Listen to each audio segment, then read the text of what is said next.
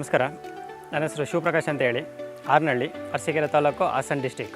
ನನ್ನ ಹೆಸರು ರಘು ಅಂತ, ಎಸ್ನೇರ್ಲಿಕೆರೆ, ಶ್ರೀರಾಮಪುರ ಹೋಬಳಿ, ಹೊಸದುರ್ಗ ತಾಲೂಕು, ಕರ್ನಾಟಕ. ನನ್ನ ಹೆಸರು ಬಂದು ರಂಗನಾಥ್ ಅಂತ, ಸರಿ ಎಸ್ನೇರ್ಲಿಕೆರೆ, ಶ್ರೀರಾಮಪುರ ಹೋಬಳಿ, ಹೊಸದುರ್ಗ ತಾಲೂಕು, ಚಿತ್ರದುರ್ಗ ಡಿಸ್ಟಿಕ್. ನಮ್ಮದು ಬಂದು ಇಲ್ಲಿ 4 ಎಕರೆ ಜಮೀನಿದೆ. ಅದರಲ್ಲಿ ಅಡಿಕೆ ಮತ್ತು ತೆಂಗು ಎರಡನ್ನೂ ಬೆಳಿತಿದ್ದೀವಿ. ಒಂದು 10 ಎಕರೆ ಜಮೀನಿದೆ, ತೆಂಗಿನ ತೋಟ. ಕರೆಂಟಿಂದು ಸಮಸ್ಯೆ ಭಾಳ ತುಂಬ ಇತ್ತು ಮುಂಚೆ. ಹಾಗಾಗಿ ನಾವು ನೀರು ಬಿಡೋಕ್ಕಾಗ್ತಿಲ್ಲ ತೋಟಗಳಿಗೆ, ಏನು ಗದ್ದೆಗಳಿಗೆ, ಮತ್ತೊಂದಕ್ಕೆ ಭಾಳ ಸಮಸ್ಯೆ. ಅಡಿಕೆಗೆಲ್ಲ ಒಣಗ್ತಾಯಿದ್ದು. ಕರೆಂಟಿಂದು ಟಿ ಸಿ ಪ್ರಾಬ್ಲಮ್ಮು, ಅದು ರಿಪೇರಿ ಮಾಡಿ 15 ದಿನ ಆಗೋದು. ಹೀಗಾಗಿ ಭಾಳ ಸಮಸ್ಯೆ ಅಂದರೆ ಭಾಳ ಸಮಸ್ಯೆ ಆಯಿತು. ನಮಗಿಲ್ಲಿ 2 ಬೋರ್ ಇದೆ. 2 ಬೋರಿಂದ ನಮಗೆ ನೀರು ಒಂದಕ್ಕೆ 5 HP, ಇನ್ನೊಂದಕ್ಕೆ 8 HP ಬಿಟ್ಟಿದ್ದೀವಿ.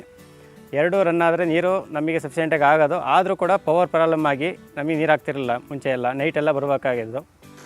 ಏನಾಗಿ ಏನಾದ್ರು ಒಂದು ಉಪಯೋಗ ಕಂಡು ಮಾಡಬೇಕಲ್ಲ ಅಂತ ಹೊರಟೋದಾಗ, ನಾವು ಕರೆಂಟಿಗೆ ಪರ್ಯಾಯವಾಗಿ ಅಂತ ಹೋದಾಗ ನಾವು ಕೆಲವರು ಮಾಹಿತಿ ಬಂತು, ಸರ್ ಏನೋ ಸೋಲಾರಿಂದ ನಿಮಗೆ ಅನುಕೂಲ ಆಗುತ್ತೆ, ಸೋಲಾರ್ ಪ್ಲೇಟ್ ಇನ್ಸ್ಟಾಲ್ ಮಾಡೋದ್ರಿಂದ ಅಂತ ಹೇಳಿ. ನಾವು ಹಿಂಗೆ ಪವರ್ ಪ್ರಾಬ್ಲಮ್ಮು ನಮಗೆ ಕಂಟ್ರೋಲ್ ಮಾಡೋಕ್ಕೆ ಇದಕ್ಕೆಲ್ಲ ನಮ್ಗೆ ಯಾವ್ದು ಬೆನಿಫಿಟ್ ಆಗುತ್ತೆ ಅಂತೇಳಿ ಸುಮ್ಮನೆ ಯೂಟ್ಯೂಬಲ್ಲೆಲ್ಲ ಸರ್ಚ್ ಮಾಡ್ತಿದ್ದು ಸೋಲಾರ್ ಬಗ್ಗೆ. ಅದರಲ್ಲಿ ನಮಗೆ ರೋಟೋಸಾಲ್ ಕಂಪ್ನಿದು ನಮಗೆ ಕಾಂಟ್ಯಾಕ್ಟ್ ನಂಬರ್ ಸಿಕ್ತು.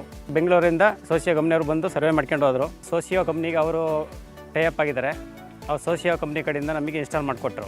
ಅದರಲ್ಲಿ ನಮಗೆ 16 ಪ್ಯಾನಲ್ಸ್ ಹಾಕಿದ್ದಾರೆ. ನಾವು ರೋಟೋಸಾಲ್ ಸೋಲಾರ್ ಕಂಪ್ನಿಯ ಸೋಲಾರನ್ನು ಪಂಪ್ ಸೆಟ್ಟನ್ನು ಅಳವಡಿಸಿದ್ದೀವಿ. ನಮ್ಮದು ಇವಾಗ ಸೋಲಾರ್ ಹಾಕಿದ್ರಿಂದ ನಮಗೆ ಇವಾಗ ಸುಮಾರು ಈಗ 4-5 ಎಕರೆ ಮೇಲೆ ತೋಟಕ್ಕೆ ನೀರು ಕಟ್ತಾ ಇದ್ದೀವಿ. ನಾವು ಇಲ್ಲಿ ತೆಂಗು, ಬಾಳೆ, ಮಾವು ಎಲ್ಲ ಮಿಕ್ಸ್ ಮೇಲೆ ಇದೆ ತೋಟ. ನಮಗೆ ಸಬ್ಸಿಡಿ ನೀರು ಸಿಗ್ತಾಯಿದೆ ಸರ್. ನಮಗೆ 3 ಮೋಟ್ರಲ್ಲಿ ಹೊಡೆಯತಕ್ಕಂಥ ನೀರನ್ನು ಒಂದೇ ಸೋಲಾರ್ ಮೋಟ್ರಲ್ಲಿ ಸಪ್ಲೈ ಮಾಡ್ತೀವಿ ಸರ್. 5 HP motor. ಅದರಲ್ಲಿ ನೀರು ನಮಗೆ ಔಟ್ಪುಟ್ಟು ಚೆನ್ನಾಗಿ ಬರ್ತಾಯಿದೆ. ಅಂದರೆ 2 ಇಂಚು ಫುಲ್ ಪ್ರೆಷರಾಗಿ ಬರುತ್ತೆ. ಜೆಟ್ಟು ಬಂದು ನಮಗೆ 40 ಜೆಟ್ ಹೊಡಿತಿದ್ದಾವೆ. ಇವಾಗ ನೋಡಿ ಸರ್, ಇವಾಗ 5 HP ಮೋಟ್ರು ನಮಗೆ ಇವಾಗ ಟೈಮು 5 ಗಂಟೆ ಇದೆ, ಮೋಡ ಇದೆ, ಆದ್ರೂ ಸಬ್ಸಿಡಿ 2-2.5 ಇಂಚ್ ನೀರು ಬರ್ತಾಯಿದ್ದೀವಿ. ನಮಗೆ ಮಧ್ಯಾಹ್ನ ಫುಲ್ ಪ್ರೆಷರ್ ಬರುತ್ತೆ 3 ಇಂಚು. ರೈತರಿಗೆ ಸಾಲಕ್ಕೂ ಸುಮ್ಮನೆ 2-3 ಮೋಟ್ರ್ ಹಾಕ್ಯಂಡು ಅದಕ್ಕೆ ಮೋಟ್ರ್ ರಿಪೇರಿ ಅದು ಇದು ಖರ್ಚು ಮಾಡಿ ಸುಮ್ಮನೆ ದುಡ್ಡು ಹಾಳಾಗ್ತಿದ್ದೇವೆ. ಮತ್ತು ಸ್ಟಾರ್ಟ್ರ್ ಇದು ಎಲ್ಲ ಪ್ರಾಬ್ಲಮ್ಮು. ಇವಾಗ ಬೇರೆ ಟೆನ್ಷನ್ನು. ಇವಾಗ ನಮಗೆ ಟೆನ್ಷನ್ನೇ ಇಲ್ಲ. 0 ಮೇಂಟೆನೆನ್ಸ್. ಅವತ್ತೆಲ್ಲ ಹಾಕ್ತೀವಿ, ಬೆಳಿಗ್ಗೆ 7 ಗಂಟೆ ಸ್ಟಾರ್ಟ್ ಆಯಿತು, ಸಾಯಂಕಾಲ 6 ಗಂಟೆ ತನಕ ನಡೀತಲೇ ಇರುತ್ತೆ. ನಮಗೆ ಮುಂಚೆ ಪವರ್ ಶೆಡ್ಯೂಲಲ್ಲಿ KEBಯಿಂದ ಬರ್ತಿದ್ದಂಥ ಪವರ್ ಶೆಡ್ಯೂಲಲ್ಲಿ ನಮಗೆ ನೈಟ್ ಕರೆಂಟ್ ಇತ್ತು. ಆವಾಗ ನೈಟೆಲ್ಲ ಬರೋಕ್ಕಾಗ್ತಿರಲಿಲ್ಲ. ಡೇ ಟೈಮು 3.5 ಅವರ್ಸ್ ಮಾತ್ರ ಇರ್ತಿತ್ತು. 3.5 ಅವರ್ಸಲ್ಲಿ ನೀರು ಆಗ್ತಿರಲಿಲ್ಲ ಸರಿಯಾಗಿ ಕರೆಕ್ಟಾಗಿ.